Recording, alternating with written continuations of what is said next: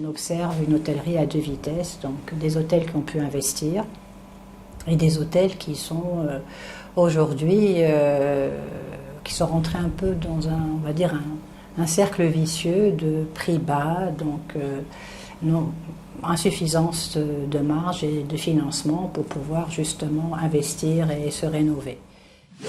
Quand on a un bel aéroport comme Enfida qui est vraiment une capacité inexploitée et pratiquement pas de connectivité avec les stations balnéaires proches, c'est un grand problème pour la commercialisation parce qu'un aéroport c'est un produit comme un autre.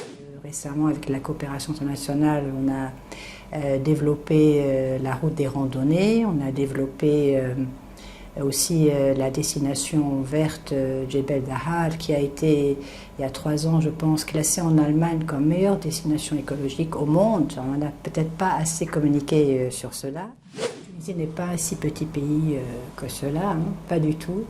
Et nous avons une diversité, une concentration de paysages divers et très bien préservés que nous ne connaissons même pas nous-mêmes parfois. Sans parler du tourisme saharien qui est quand même assez exclusif à notre région. Et je crois qu'on devrait encore plus développer ce type de tourisme d'aventure et d'immersion dans la nature. Nous avons une histoire millénaire.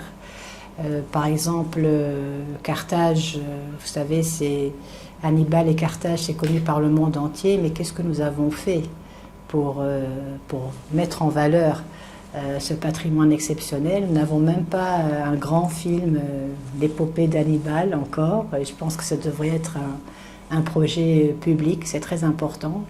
Nos concurrents l'ont fait, ils ont mis en valeur, ils ont créé une légende. Il y a les pyramides, il y a la dynastie des ottomanes, etc. et d'autres.